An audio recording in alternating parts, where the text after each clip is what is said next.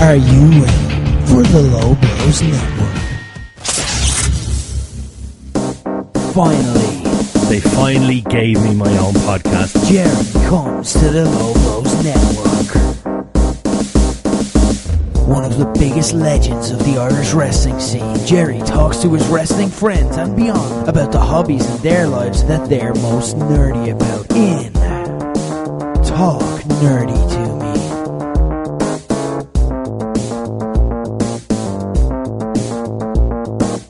Well, ladies and gentlemen, we're finally back on your listening airwaves, whatever you want to call it. We're finally back. Talk Nerdy to Me is back on the air. Dave, how do you feel about that? Well, it feels like it's been a while, hasn't it? It's been about 72 years. Because your beard is now 43 feet long. Yeah, I keep tripping on it now, apparently. So like, Gandalf is jealous of you. Yeah, like, people thought I was St. Patrick the other day, let's put it that way, so... What colour was St. Patrick's beard? I like to think it was ginger, but it was probably white. It was probably white, Then again, you had a white beard recently. I did have a white beard. Well, I've had a white beard many times. Yeah, well, it wasn't Humperdinck this time. It wasn't Humperdinck this time. It was John Hammond from Jurassic Park. So. Oh, that's what it was? That's what that was, yeah. I was just missing the cane, which only shipped yesterday and was supposed to ship a month ago, but however. Smooth. We move on. But, ladies and gentlemen, welcome to Talk Nerdy to Me. Now, this is a very different Talk Nerdy to Me because, simply put, we don't have somebody in the studio this week. Mm-hmm. But we do have somebody on the line. And basically, this week is going to start a small special because we are literally, I think it's down to 29 days away from the big premiere of Season 8 of Game of Thrones. Ladies and gentlemen, we have no idea how excited I am about this.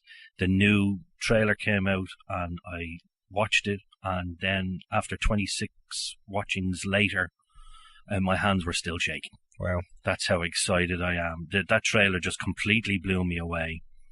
And I can't wait for the series. But we're going to have a series of specials. And we have some very, very special guests that are going to come on and talk about various aspects of Game of Thrones over the coming weeks. But we have a very special guest on the line today, ladies and gentlemen. Some people love him. A lot of people don't. I personally think he's all right. Dave, I think he's okay. You think he's okay? I've only met him once or twice, but he seems cool. You know, he's no Don Marnell.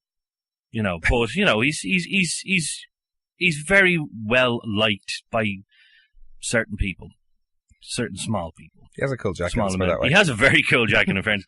Ladies and gentlemen, he is one of the new voices of Irish wrestling and world-renowned actor. Ladies and gentlemen, Mr. Tony Kelly.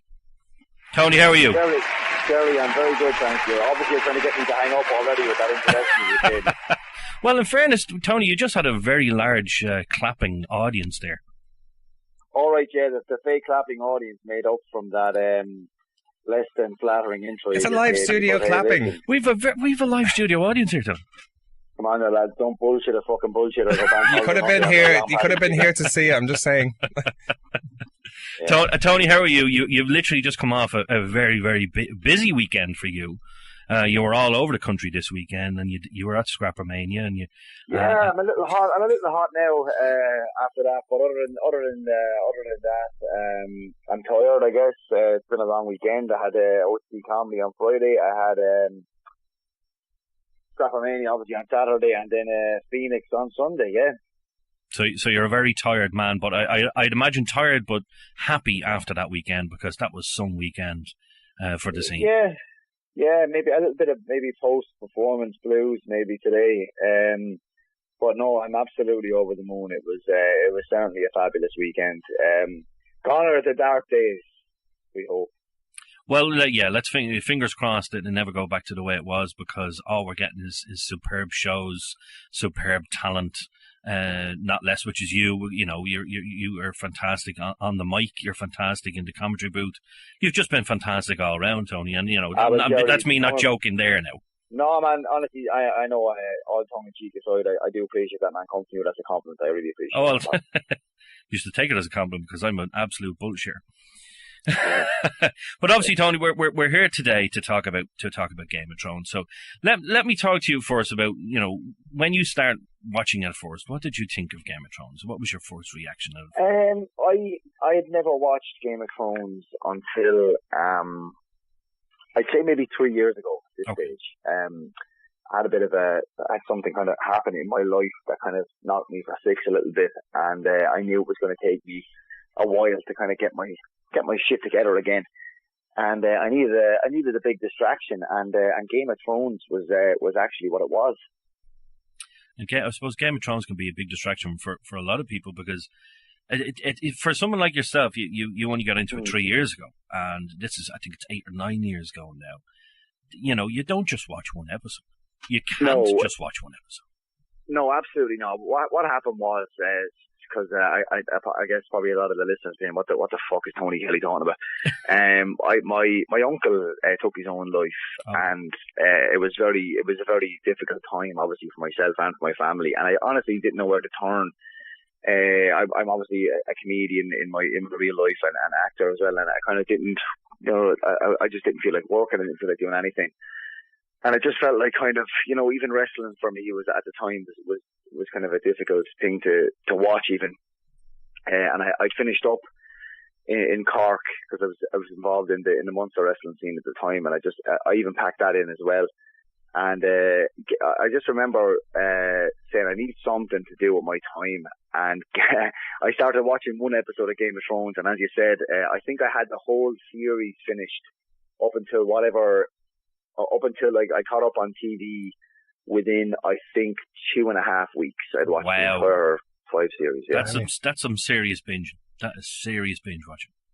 Yeah, it was like, obviously it wasn't a great time in my life in general, but also I'm an insomniac anyway. Okay. So I literally was just spending my days and nights watching Game of Thrones.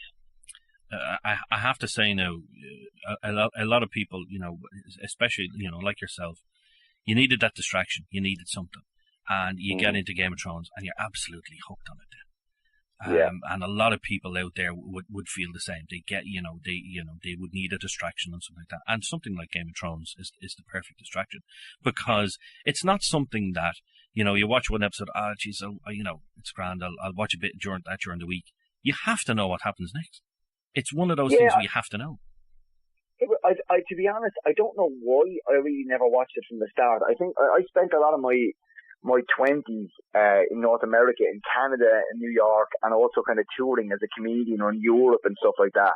So for a long time, I didn't actually have a TV, and I didn't have a normal life really. I was on the road, or I was kind of, living in New York or Toronto without access to TV, and was just kind of spending it in comedy clubs and on sets and stuff like that. So I really wasn't watching any TV for the longest time. So I think that's when Game of Thrones came about and was kind of like just a new thing on the scene. I didn't even know what was on TV, Yeah. In terms of, you kind of came late to the party, as it were, when it came to Game of Thrones. But you got, as you say, you got through it in what, 2.5 weeks. What was your initial reaction? You finished the series. I think 3 years ago. You're talking maybe the end of season 5, maybe season 6. What was your initial reaction to? My God, where has this been all my life? Yeah, that was pretty much it, Jerry. Yeah, it was like. Everyone had been telling me to watch it, and there'd be people trying to strike up conversations with me about, did you see about Game of Thrones, or trying to reference Game of Thrones to me, and I didn't know what the hell they were talking about. And I'd been a big Lord of the Rings fan when I was younger. The movies now, like, I won't even pretend to say I tried to read the books. I didn't. But but it was something that kind of, from looking at clips of it and stuff, I thought it was like, that's what it was. It was, basically a Lord of the Rings kind of, I won't say rip-off because that's not what I thought, but that kind of a thing. But once I started watching it, it's like The Sopranos meets Lord of the Rings. It was just kind of everything that I would have wanted. It has action, it has suspense, it has despicable bad guys, it has heroic good guys, and it has those shades of grey characters that can kind of be both depending on how they're actually feeling. Yeah, there's been a lot that, they kind of started out good, then they were bad, then they were good again. It's amazing. The parallels between some of the character development in the show and wrestling is unbelievable, because some are good and then they're bad and then they're good again, and then you just don't know what way they're going to go. Absolutely. I'm rewatching it as we speak in preparation for obviously the new season coming next month, and because I sped through it so fast the first time, I don't think I gave a lot of it enough time to kind of marinate in my brain about what was happening and stuff. And in the first, like, I think I'm on season 3 right now, so in the first 2 seasons, Jamie Lannister is such a prick. And I just remember thinking to myself, when the fuck... Can I swear on this, by the way? Oh, by the way, go on. It's encouraged. Yeah. By all means. It's a bit late now. I've dropped about 4 F-bombs at this point. Yeah, I was just kind of looking at it going, when the fuck does Jamie Lannister turn babyface? Because he's an absolute asshole. Yeah, he started now, like, literally from the first episode, when he's up in the tower and he gets caught by Bran and Bran gets thrown out of the tower, and he's doing it for his love, which is his twin sister. You just see this very, very sinister side of this character, and then as the seasons go on, he starts to go a little bit nicer and a little bit nicer. He has this relationship then with Brienne of Tarth, and they go from, he gets the hand chopped off, and then he starts to see a different side of himself, see a different side of his sister. Well, that's basically what's happening right now. Is literally the last episode I watched the other night before, obviously, the huge weekend we just had, where I clearly didn't have time to be watching Game of Thrones. But that's what just happened. Is the hand came off, and I think I watched maybe the episode after that as well. And you can literally see, it's such a great acting performance as well, but you can literally just see the change in character immediately, because you're going from this guy whose whole life is based on the fact that he's an asshole, and he's the Kingslayer and all that kind of stuff, but nobody can really do anything about it because he's possibly the best warrior, the best knight in the world, or in Westeros or whatever. And because now he doesn't have that hand, he can't fight to the same level, so he's basically lost his whole identity with the loss of that hand. In terms of his character, I think the really big turning point, he lost the hand, and that moment where he lost the hand was absolutely fantastic. I have to say, the designers on the graphics and the props are absolutely amazing, because you just don't expect it, and then boom, a hand is gone. No. But then when he goes into the hot baths, and he's kind of having a hot bath with Brienne, and he starts to confess exactly what happened the day he killed the Kingslayer. That is the moment that you go, oh my God, he's not actually this big evil, he killed the king. He had to kill the king, because the kill was about to kill all the subjects, all the people. And that's literally the turning point for Jaime Lannister. Yeah, that's the real actual babyface turn that he gets, that I'm waiting on to happen again. Oh, that's coming soon enough. But you see, you see the likes of him, and he started to make this turn now. And even you look at the last series 7, and he's left. He's left Cersei. He's going up to fight up the north, and he's become this proper good guy now. There's no going back now. He's not going to be a bad guy anymore. But then you look at other characters, and you just know that there is no redemption for them. And I'm talking about other members of his family, like the likes of Cersei and even Joffrey. Like, what the hell happened to Joffrey to make him such a little prick? Well, I actually have a funny story about Joffrey, which I'm going to tell, because considering it's a podcast, and that's kind of what they're all about. Exactly. I made a movie coming up on almost 2 years ago now at this stage, actually, called Rising Home, that I played the lead role in, and we filmed some of it in London. And our producer, Mark Coffey, emailed me when I was away for a week in the middle of shooting. And he was like, look, we're trying to get a celebrity, because my character in the movie is this famous author who's kind of like living a playboy lifestyle, and has kind of crossed over from being a serious author into almost like a celebrity in his own right. And they were trying to negotiate with somebody who had a bit of a profile to do a cameo in the movie to meet me on the street, meet my character on the street, and kind of say, hey, how's it going? And he was like, he goes, do you watch Game of Thrones? And I said, yeah, absolutely. I'd watched it the year before, obviously. And he said, oh, well, I think I'm after negotiating to get Jack Leeson to do a cameo in Rising Home for that scene that we're looking for someone. And I went, oh, great. But I wasn't familiar with real names and stuff like that, or whatever. And I kind of went, Jack Leeson, that's it. And I just, as he's on the phone to me, I kind of put him on loudspeaker, opened my phone, and Googled Jack Leeson, and the face that greeted me when I saw it was something that obviously was horrific for me.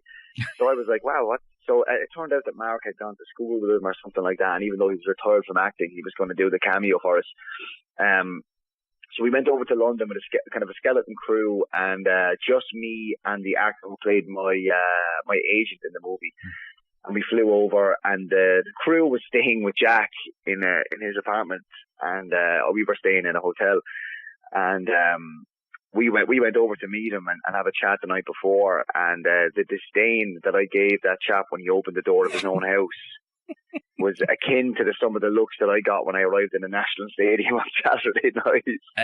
It just goes to show you how much, how good his performance actually was, that people meet him in the street and they're like, that little bastard, I want to kill him. Jerry, I'm not joking with you. The chap opened the door to his own house and he was like, hey guys, how are you? Tony. And I was like, yeah, what? That is brilliant. As it turned out, the morning of that we were due to shoot the scene, he got caught. He does a lot of charity work. Apparently, I don't know. Now, other than that meeting, I don't know whether I met him other than that. But he got called away with something to do with his charity. He made to cancel the scene. It never ended up happening, which is really unfortunate because doing a scene with King Joffrey would have been that would have been epic. Immense. Absolutely epic.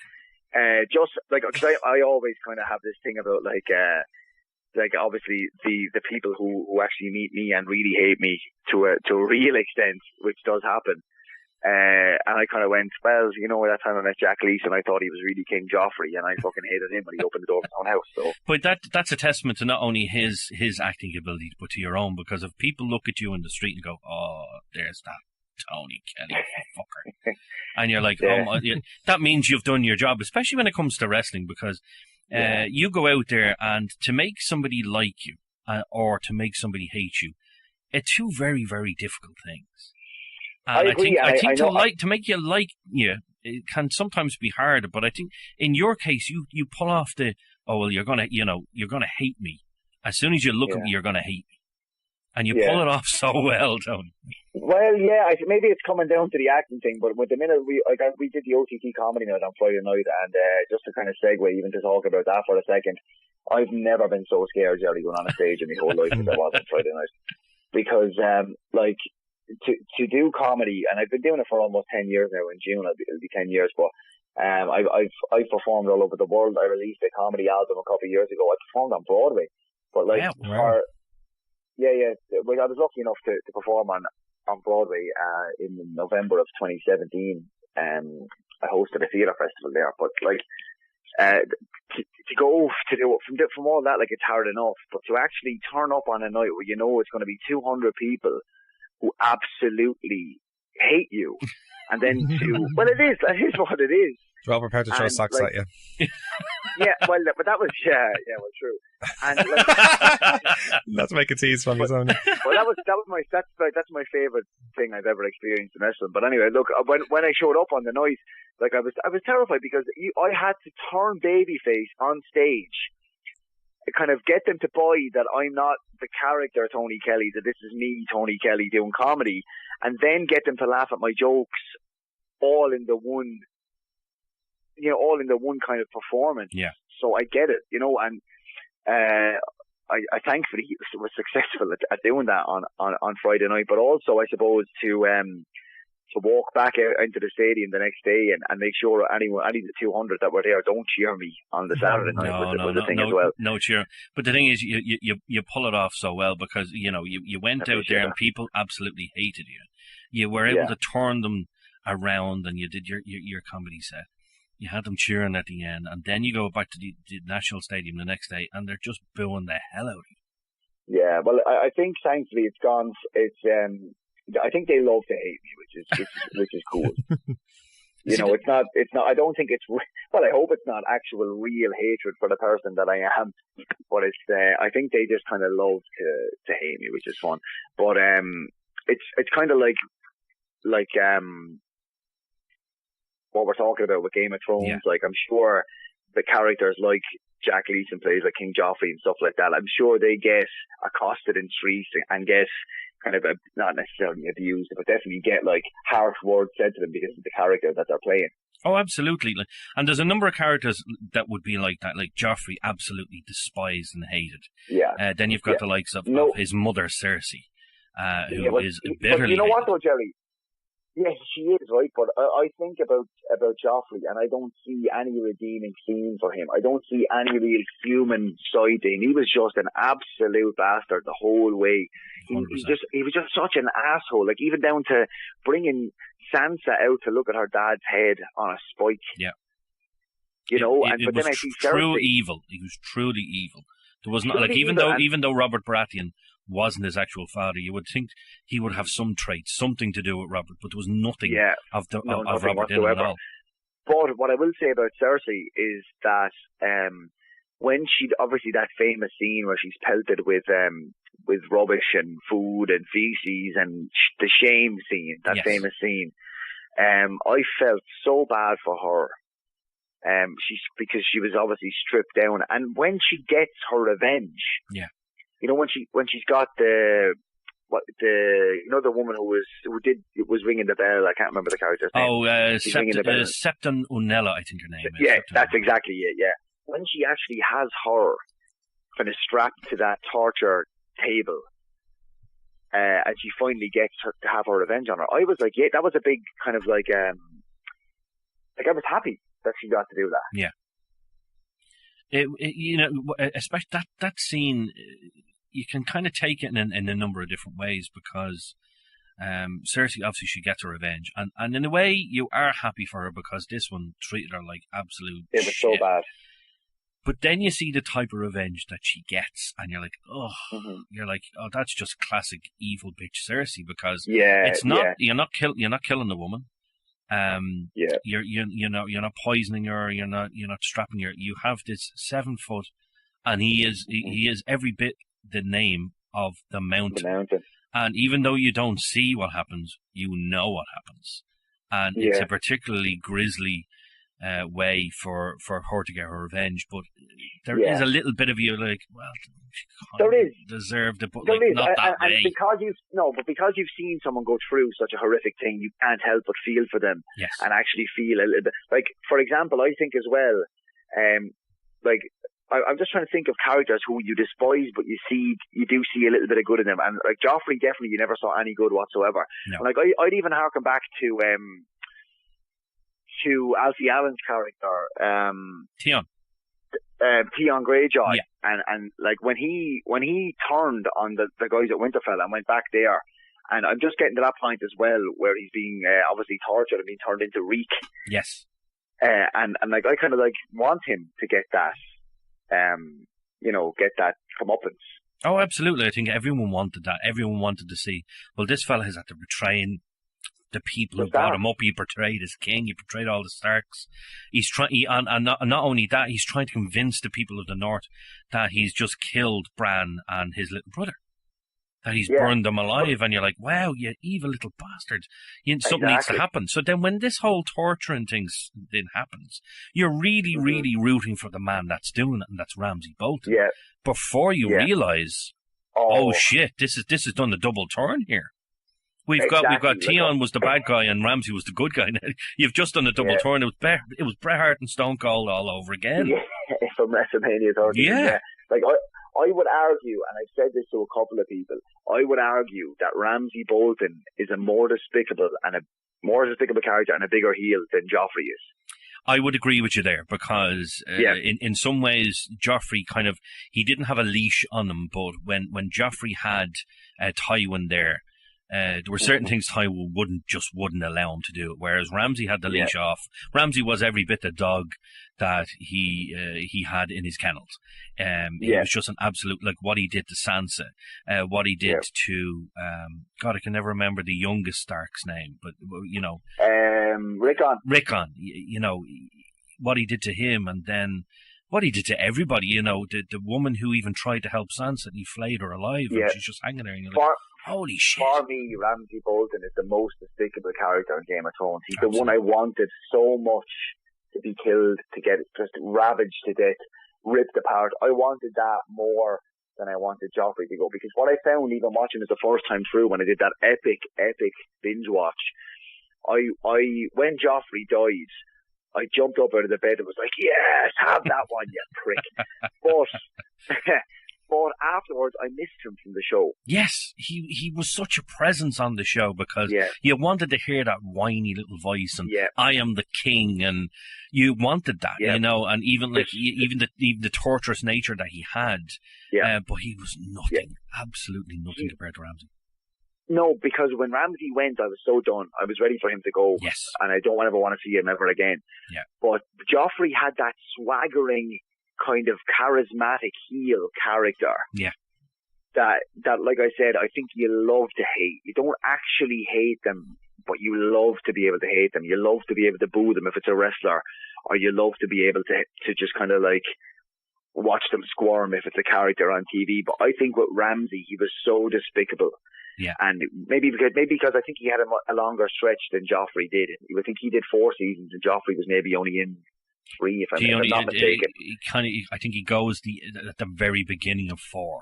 Of 4, but he doesn't. So. He doesn't really last. He didn't. He lasted 1 episode, and that was it. But when you compare the two of them, Joffrey is the heel that you buy his merch, whereas Ramsey, like, I'm not buying his merch. I hate him. Absolutely, absolutely perfect analogy. Yeah, like if I was I can't actually put it better than that, Jerry. I think you're right. I'd wear a Joffrey t-shirt. Absolutely, So he's the David Starr of Game of Thrones. He's the David Starr of Game of Thrones. Absolutely. I don't know. Yeah, I don't even know if I'd buy David Starr t-shirt. I don't know. After the business with Marty Skrull, actually, there we go. Example. Because after David Starr's business with Jordan, you're kind of like, right, fuck off now. Go back to being a face now, for fuck's sake. He put in such an epic performance and everything that he's done, though. It is, But anyway. I mean, in terms of Ramsey, though, in terms of I don't think there's been a death on Game of Thrones where you said, "Oh, I liked that." You really liked his ending because Sansa just lets them go, and it's just like the dogs, and they're just that moment where the dog is right in front of his face, and you're like, bite. Literally every fiber of your being is like, bite. I agree with that part, Jerry, right? But I actually disagree. I actually wasn't satisfied with his death. You weren't?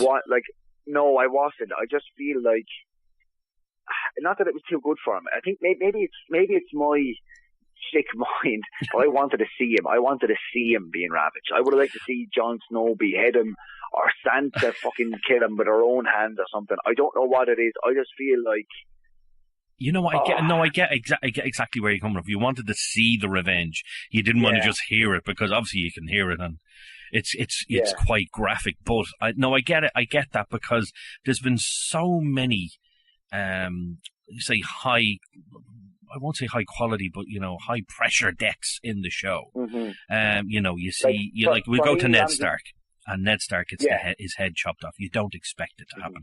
You're saying to yourself, something's going to happen here. He's going to be saved. The very first season, you're not going to kill off the main character, and then boom, head gone. Yeah, and you don't expect that. And that was spoiled on me before I. Oh no! Yeah, I hate that.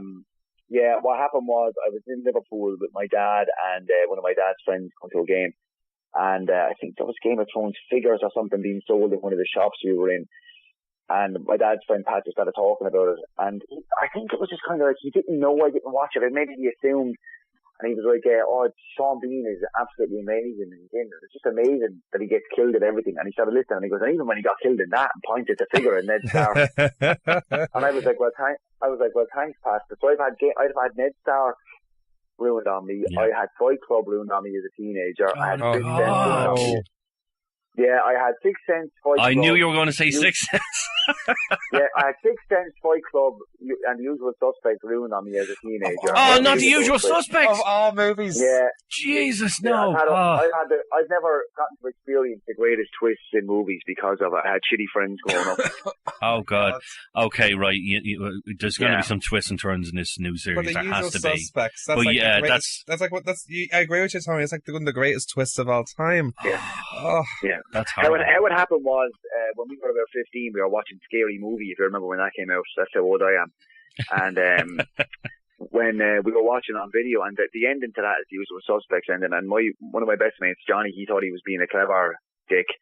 But he was like, oh, I get it, they're spoofing The Usual Suspects ending. And I was like, I've never seen that. And then he proceeded to tell me how the ending to The Usual Suspects goes. Oh, that's blasphemy. That is especially you being an actor. That has to be blasphemy.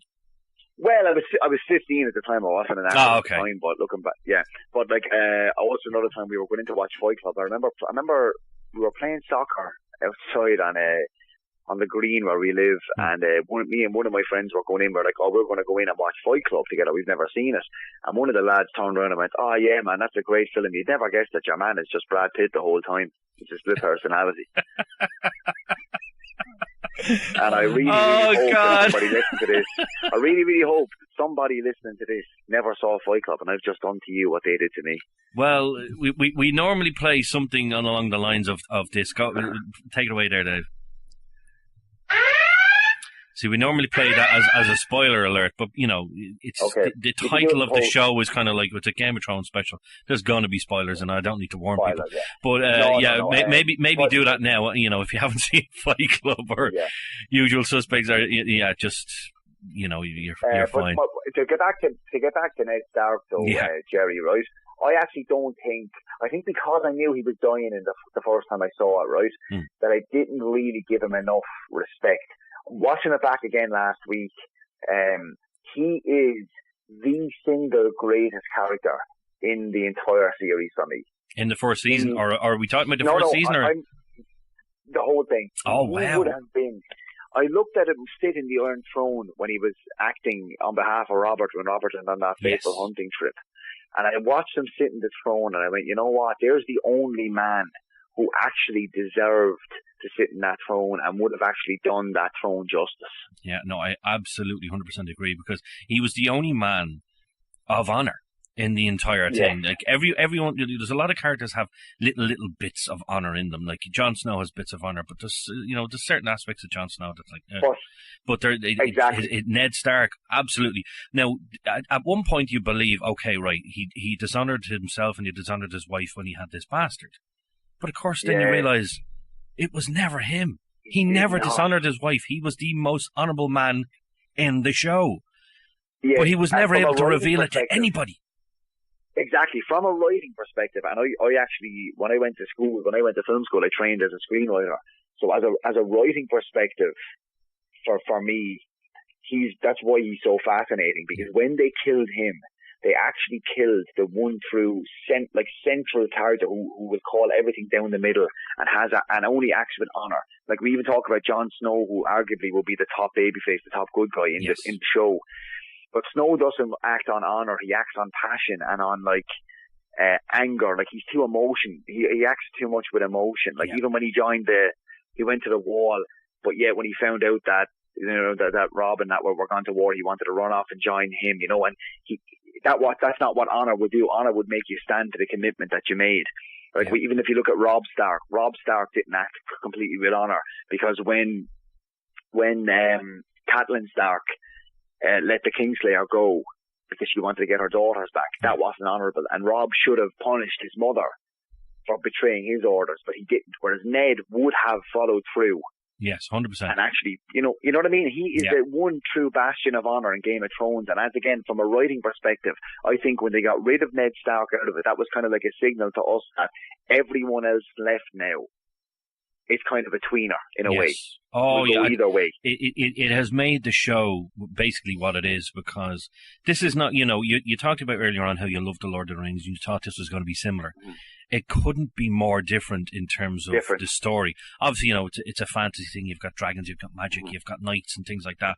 And those are great aspects of it. But then you look at it and go, well, literally every good guy could die. Yeah. Every single honestly, one. Jerry, I said it at the start. It's The Sopranos set in the fantasy land. It's the same basic principle, because when you're watching The Sopranos, for anybody who watched that as well, and I'm a huge fan of The Sopranos. Also, and I was late to that party as well, by the way. But it felt like anyone could die at any point in The Sopranos too. Yeah, 100% agree. And it's amazing because they were both made by HBO. So you've got these two amazing shows. Obviously, The Sopranos are quite a bit different, but from a writing perspective, you're like, literally anybody could die. Anybody. But even it's quite a bit different from The Sopranos. Game of Thrones, obviously, because it's different almost in every way. But at the core of it, it's pretty much a very similar thing because everyone is vying for power. Yeah. And, that's what it really all boils down to. Yeah. It's, you've got, there are some, so obviously some characters in Game of Thrones that, they say they don't want power, but they have this power thrust upon them. The likes of Jon Snow, like even Daenerys, right? One of the central characters in the whole thing. At the very start of it, she was basically being sold off. She was cattle. She was being sold off so her brother could get an army. And then she has this amazing transformation. Her brother is killed by her husband. And she starts to have this harder, leaner edge. Then her husband dies. She gets these dragons, and she said, "You know what? I need to do something now." And she starts. It's a steamroll. It's an engine, and it just keeps going and going and going until finally she's back in Westeros with a massive army behind her. And it takes somebody like another tweener that we've had in it, like Tyrion Lannister, to kind of pull her back in and say, "Hold on, you can't be going round burning people to death." But unfortunately, she doesn't always listen.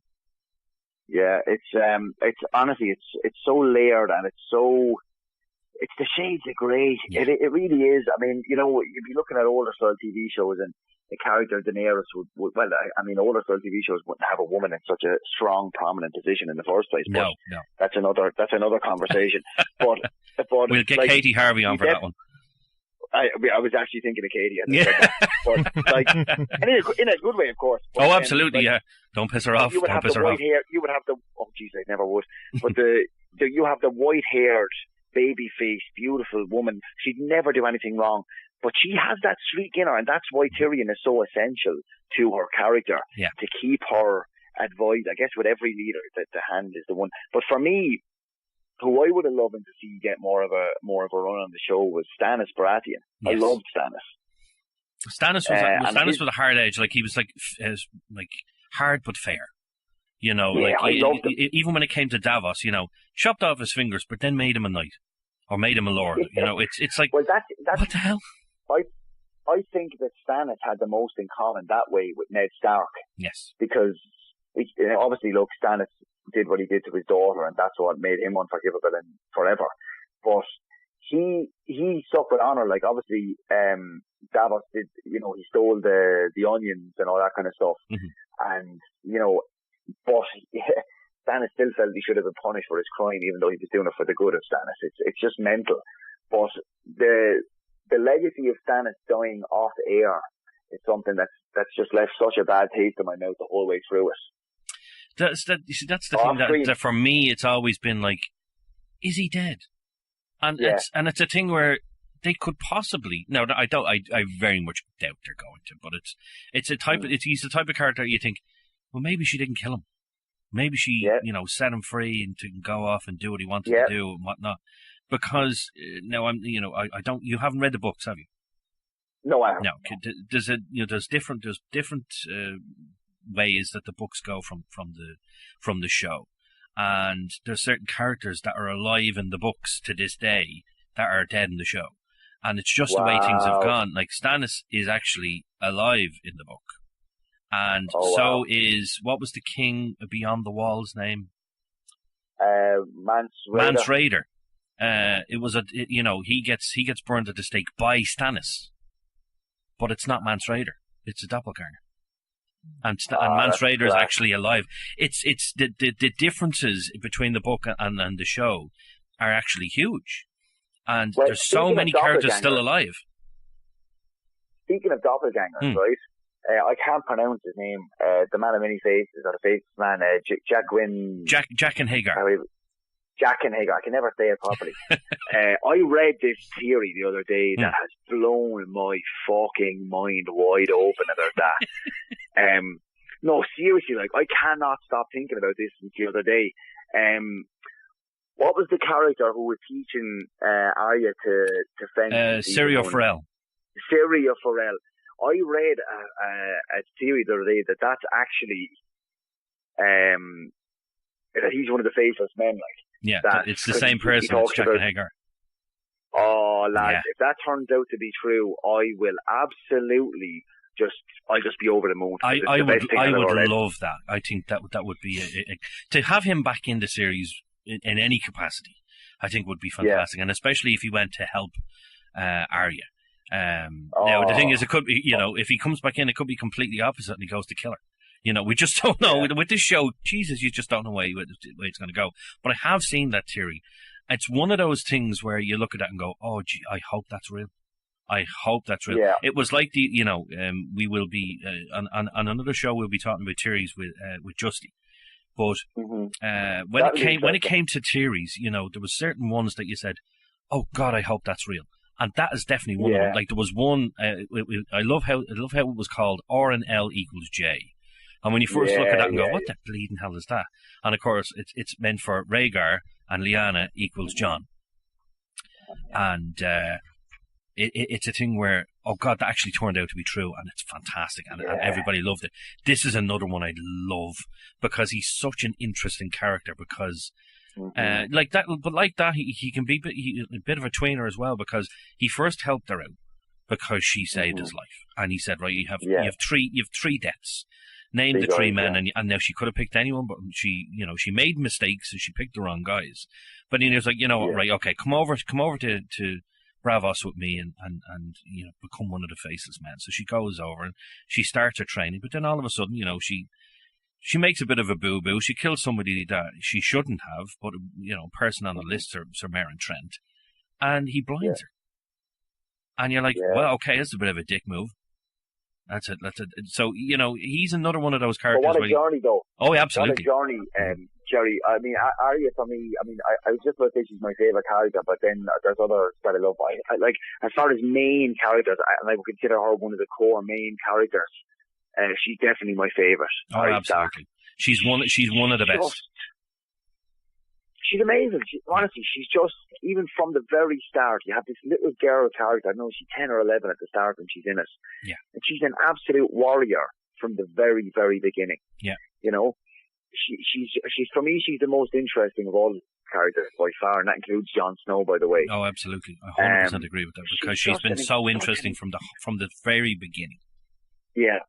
Such an incredible journey. I loved every bit of her journey. She lost her eyes and stuff like that. It's just an amazing character. She's someone I hope ends up with at least somewhat of a happy ending. Well, there's certain characters, Bran. For me, I could take him or leave him. I really could. He's one of those characters that I don't put much interest into. But Jerry, I'll ask you this, right? Because this is only what I asked myself when I watched the show. Is it Bran the character, or is it his face? Because he's got such a face that I'd love to slap. I don't know what it is that he blew up. He really, you know what? You know what I mean? I'm going to agree with you there. The chap's acting has been very good, but it's like he does have that face you want to smack. It's like, oh, I don't know. Like, when just he was a kid, he was fine, and even right now watching it, he's a kid, and I kind of like him. He's fine, but for some reason, when his voice broke, he hit puberty and grew up. He's just, I don't know what it is about him. I just hate looking at him, and his voice and everything about him annoys me. But, and I will say, no, seriously, and I will say this, right? What kills me so much about it is that I'm actually really invested in what the hell is going to happen with him because of the whole time travel thing. Yeah, that whole aspect of it is, it makes you look and go, Jesus, he could do anything. Literally anything. I was reading something there, going over various, because I'm on this mode now where everything is Game of Thrones. So I'm looking at videos on YouTube and looking at theories and things like that. And there was one thing that I seen the other day, and I said, that would have been a nice thing to add to it, because it could possibly happen in the next series. But it was back in season 1. Ned Stark he's got his head over kind of the edge, the executioner has his sword, ice in his hands. He picks up, he's ready to go down, and then you see Ned Stark talking, and somebody has theorized as that Bran is actually there talking to him just before he dies. I'm like, wow. For me, that would be a very, very interesting moment if he were to go there and say something to him, like, I know about Jon, or I know something, or whatever it may be. I thought that was an interesting moment. Jerry, man, if that happens, I swear to God, these are the kind of things that I just love. Long-term planning and stuff that's just like planted ages ago and pays off. That's the kind of stuff that I love. Like, I hated Hodor as well. I was like, what's the point in this idiot? Like, why is he? Like, you have a character who's just there to give Bran a piggyback through a couple of seasons. That's literally it. And Hodor. Hodor. Yeah, Hodor. and I was just was so annoyed with that character. And now even watching it again, knowing what happens to him, I nearly tear up every time I look at the kid. I think it's just like out of everything, like even when Jon Snow dying and coming back to life, and various other characters dying, Hodor had, obviously it was very sad to see him die, but he had the most heroic death of anybody in the series so far, because he basically his whole life was for holding the door, and saving Bran. That moment. When you get that twist of the little flashback of the kid having the fish and the grown-up Hodor, that moment to me, and people will probably say Tony Kelly's an idiot, but that wouldn't mean anything new. But that moment for me was one of the best moments in the entire show for me. Oh, absolutely. Emotional, because it and everything. I got emotional. How they came up with that though, like obviously it was a joint effort between the guys that made the show and George R. R. Martin. How he came up with that idea, like my God, how somebody's Jerry, name is so pivotal. Yeah, I need to know if they had that idea from the start. I need to know. If he was I'd like to know that as well. Yeah. I was hoping you'd come across me in there and say, actually, Tony, I know for a fact that they did have that from the start. That's something I'm going to have to do a bit of research on. I hope that his name came from Hold the Door from the very beginning, and I hope that was part of his notes. That was like, this is how he's going to go, and this is why. This is his whole life. His whole life is building up to him holding the door. Yeah, and it's like, because there's something about George R. R. Martin and the thought he gives to even naming his characters. Because I read that the other day as well. That he named Sansa and Arya because Sansa sounds so soft to say, and that reflects her character of being a more girly, more traditional, wants to be a queen and a princess. And Arya with that hard R sound, is more hard to say and tough sounding. Yeah. I mean, that kind of writing is the kind of stuff that's just like, that's genius stuff. Oh, 100%, absolutely. Now, you talk about the two Stark girls, one being very soft, one being very hard. But then, you get to season 7 and the two of them absolute hard as nails.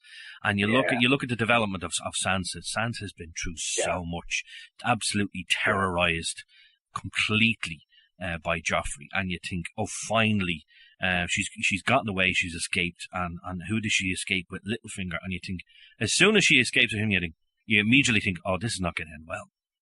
And then she goes down and she's with her aunt, and then her aunt dies, and she dyes her hair black. So it's like, okay, bit of a badass Sansa here. And what does he do? Littlefinger sells her to Ramsay Bolton.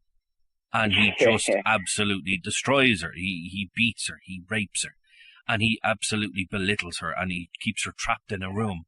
But he doesn't realize that he has created the very thing that's going to kill him, the very thing that's going to destroy him. Jesus, I never even thought of that, Jerry, actually. And I know we're talking about Sansa. We need to go back and talk about Littlefinger right after this. Oh, absolutely. But I never thought of that, actually. You're actually 100% right that he actually architects his own downfall that way. But Sansa, for me, coming into the new season, is one of the things I'm looking forward to seeing what happens the most. Because she's not content. She's not happy with the fact that Jon has sided with Daenerys for me. Yeah. Like, I feel like Sansa's not done. Like, we haven't seen the full kind of formed character that I think she's going to be a heel. I think there's definitely going to be heelish aspects of her, 100%, because, she didn't want him to go down to Daenerys in the first place, but little does she know that he's now bent the knee. So what is her reaction going to be to, oh, you're no longer king anymore, you're now bowing down to the queen? Yeah. But of course, we don't know exactly how that's going to go, because then you've got the whole story from Bran. Yeah, but not only did Jon bend the knee, like, and he's not, and but now that makes Daenerys Sansa's queen just because Jon says so. Yes. And that's not going to go down well. But now, obviously, Bran is going to. But that's the way I hate having to rely on Bran, because I just want him to be gone. But we have to rely on him for all these things, like to relay the fact that now he's the one with the info that Jon is actually a Targaryen. And by the way, like, Jon and his aunt getting it on, fucking disgusting. Okay, you say that's disgusting, but then for the entire series, you've seen a brother and sister fucking, and you're like, yeah, but okay, I aunt and nephew's not quite as bad as a brother and twins for that matter as well. Jesus, Jody, I can't. No, I'm sorry now, man. You can't be given any sort of positivity towards incest in any way, shape, or form. The fact we're comparing is bad enough. But that's just it. When you see it happen, there's part of you where they're like, "Oh, go on, you good thing," and then you're like, "Oh my God, you're riding your aunt." No, absolutely none of me was like, "Go on, you good thing, Jody." Absolutely none. Well, maybe that was just Justy then. Right, listen, so let's. I am not going to go there. No, God, no, because we'll have a bit of a feud going on there. But no, let's move on. Let's talk briefly about Littlefinger. I think a bit of an underrated character because he was a slippery bastard. Oh, Jerry, how anyone could underrate him? Like, he is just perfect. Yeah. Aidan Gillen's performance in Game of Thrones for me is arguably one of the best performances we've ever seen in a TV show. I was only talking about this the other day with I don't think it was Angus, it was someone else who was an actor, a friend of mine. And I said, like, can you imagine going, and he probably didn't have to audition because he's in that HBO family from when he did The Wire. Yes. That's probably how they got him into Game of Thrones. But can you imagine going into an audition with a casting director and putting on that little voice and talking out of the side of your mouth just because, and you can be guaranteed that's the actor's choice to do that. 100%. Right, but can you imagine, like, he just came up, like, he just walked into it, like, let's just say for an example that he got to audition for that part, I'm assuming he didn't, but he turned up on set the first day and started talking out of the side of his mouth, like that. And you literally said one word, Tony, you said one word there, and that was absolutely spot on, as Littlefinger. Yep. Absolutely but that's it, like, that's him. Like, he as an acting performance, he just knows, like, you can't get a more slippery individual just by looking at it. The way he speaks out of the side of his mouth so gently that you almost have to lean in to hear what he's saying. Yeah. Just what an absolutely brilliant character, and what a performance. Unbelievable. Probably my favourite. Oh, him, absolutely. the Hound, Davos, are probably my three, and Jacqueline Hagar, even though I can't say his name, are probably my four best supporting characters. I actually agree with you 100% there. When you look at Littlefinger, at one point you say to yourself, this guy is gearing them up to be the winner. This guy is gearing them up to be, he's going to be the one to take the throne. He's going to be the one to have it all at the end.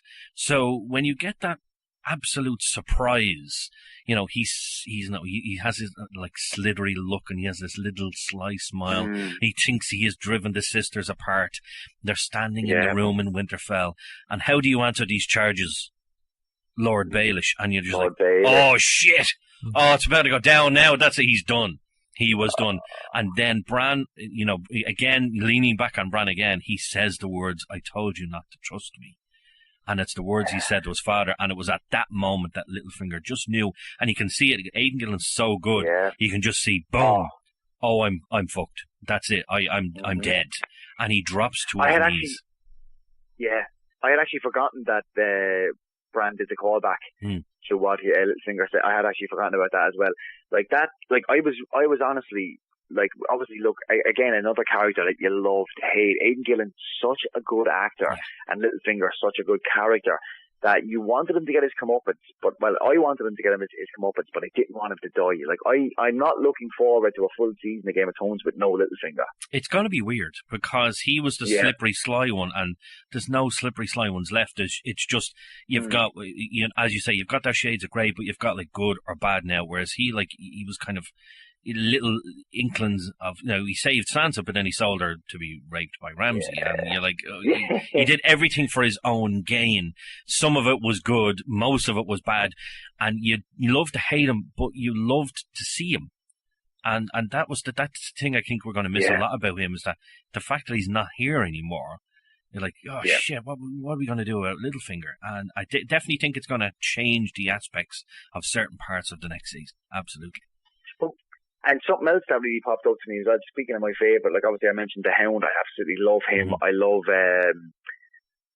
the Onion Knight, Sir Davos. He's absolutely just, to me, phenomenal. My favourite character in the entire show, bar none, Davos. Yeah, I would agree. I think like I would almost be able to handle anyone else's death except his. I think. See, this is the thing about Davos. I've been looking at everybody. I'm saying to myself, right? There was this list sent out on the internet, and people are doing competitions and whatnot about it, and it's about who's going to live, who's going to die. And I look at Davos and go, oh Jesus, I was certain he was going to die. But now I'm kind of like, no, I don't think so. I think he's actually going to be the ones to actually survive the whole thing, and I will be so happy if he does, because I love Davos. Yeah, he's absolutely amazing. I don't know, he's just such a likeable, honourable guy as well, you know. And I actually feel similar about the Hound. I think that he's just like a really honourable man as well, and to be honest, I think he always has been throughout the series. Yeah. He's just damaged from his childhood. Oh, absolutely, with even going back to as far as season 1, obviously he goes off and he killed Arya's friend. But I don't think it was a thing where that he was bad or he was nasty. He was like, he was just doing as he was told. He was told to go and find the boy. He found him, and that was it. He followed orders. But now it's gotten to a stage now where it's like, you know what, I have to do this. I have to do something for myself, but I have to help people as well. And there was a lovely, not lovely, oh God, no, not lovely, but it was a very, very interesting meeting when they're in the Dragon Pit in the last series, and you have all these characters surrounding each other. The two that you're looking at the most, you're looking at the Hound, you're looking at the Mountain, you're wishing it's going to happen. And it didn't happen then. It has to happen at season 8. Oh yeah, Clegane Bowl. Oh yeah, we're getting that. Yeah, we're getting the Clegane Bowl in season 8 without a doubt. There's no way they're finishing this series without us getting that. That is going to be the Game of Thrones Hogan versus Andre. That is basically what it is. It has to happen. It has. It's like Hogan Andre or Rock Austin or even Hogan Rock. This is the big thing that we want to see. Obviously, we want to see. The force. What's that? The irresistible absolutely, force, immovable object. Yeah, absolutely. And even the little speech, I can't remember it word for word, but it's kind of like the Mountain. The Hound says to the Mountain, "You know who's coming for you. You've always known who's coming for you." So it's basically saying, "I'm coming for you, bitch." That's what's going to happen. I love it, Jerry, honestly. Oh, absolutely. Let's I tell you what. Let's move on to the very last one I want to talk about, and it's. I believe, everyone believes Daenerys was the focal point. And for a good 6 seasons, Daenerys was the real focal point of the show, and she's the one you're cheering on to become the eventual winner and all. But now we've got this guy, and he was killed by his brothers and brought back to life, became king in the North, and now you find out he's actually the heir to the whole fucking thing, and it's Jon Snow. Well, my dad is watching it for the first time at the moment. Yeah. I finally got him into it. And we were just having this discussion the other night. And again, coming at it from a writer's perspective, I said to Dad, it's Jon Snow's show. Yeah. It's Jon Snow's story. Mm-hmm. The whole thing. Like, I know Daenerys is very much a focal point, and she's if you're going by lineage and all that, she is the true heir to the throne and stuff. But the show for me is the story of Jon Snow. Oh, 100%. 100%. Yeah. And it's Jon's to lose at this point, because there's so much riding now on him. He has finally worked out this, that they're going back to Winterfell. They have the army coming up, what he thinks is the entire Southern army. They're going up, and he's going to be the main man on the wall. He's going to be the first one out there, and it's a thing where they've killed him once. Are they really going to kill him again? No, and that's a thing. I can't see it. You see, I have my own ideas, but you just don't know.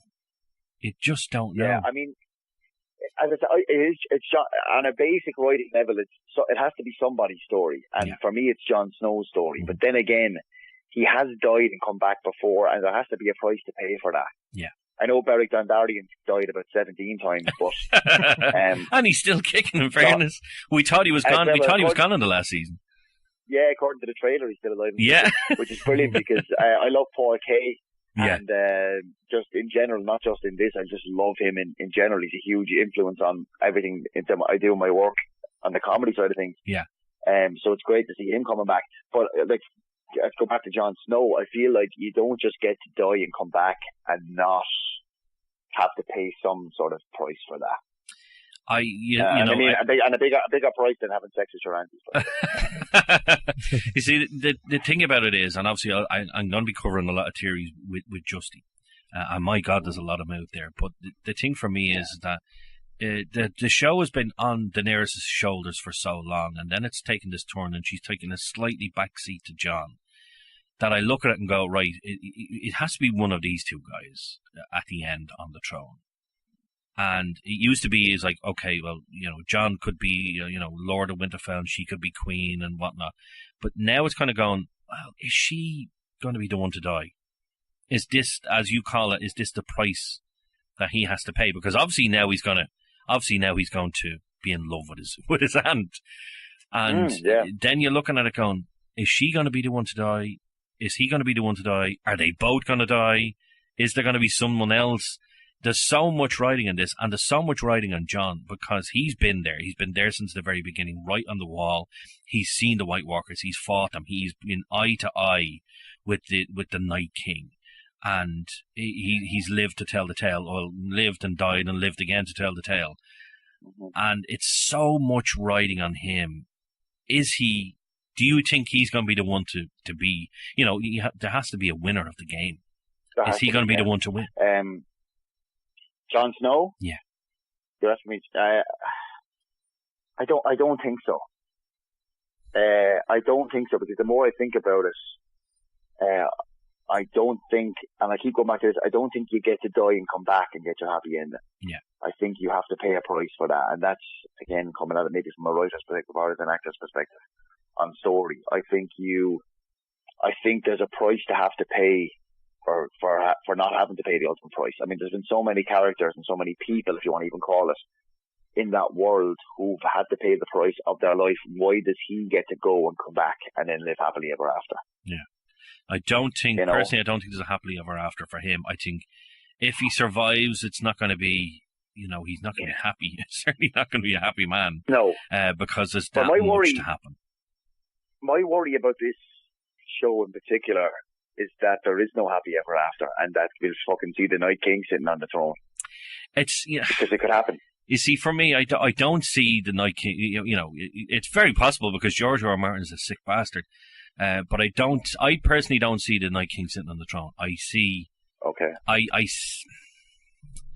I don't see either of them. I don't see him or Daenerys surviving. I think both of them dying. I think, because, we've been promised a bittersweet ending. But that can be, you can judge that any way you want. That, the Night King is defeated, but the heroes are dead. And so where do we go from there? Type of thing. But that's probably what we will get, I think. Yeah. I think we'll get exactly what you've just said. The Night King is defeated, but our heroes are dead. And I think we'll see a splintering of some of the minor characters. Hopefully Davos, maybe the Hound. And I think Arya Stark, of all the Starks that are there, is most likely to survive. I certainly hope so, because if it's left down to Bran, I'll smash me telly. Yeah, well, you won't be the only one. But I certainly don't want to see him sitting on the throne. No, no, definitely not. I just think he's a kind of a device more than a character. So I don't think that's going to go there. I think he's being used as a plot device and as a story kind of forwarding device. I don't think he's the type of character that's going to actually make it the whole way through. And if he does, I think he'll just kind of be in the background. Yeah. Well, you know what? We have, I think we've only, 3 weeks left to go, 4 weeks left to go, something like that. It's very, very interesting. And I'm literally on the edge of my seat. Just hard to hum on the edge of my seat, and I cannot wait to see the new series.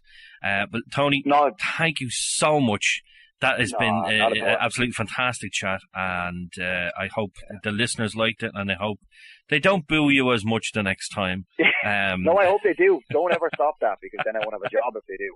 But Jerry, no, seriously, thank you for asking me to do it, man. It's my pleasure to do it. I have to have it. This is a brilliant chat. I'm so excited. As I said, Game of Thrones got me through one of the hardest times that I'm probably hopefully ever going to have to go through in my life, and it's made me just fall so in love with the show. Watching it again is making me fall in love with it all over again, and this chat has made me even fall in love with it even more again. So that's triple love, Jerry. Triple love for me and triple love for you. Honest to God, Tony, it's been an absolutely fantastic chat. Thank you for being on. And ladies and gentlemen, thank you for listening. From myself and Tony and Dave, you've been Nerdy, I've been Jerry. Thank you for listening, and we'll see you next time.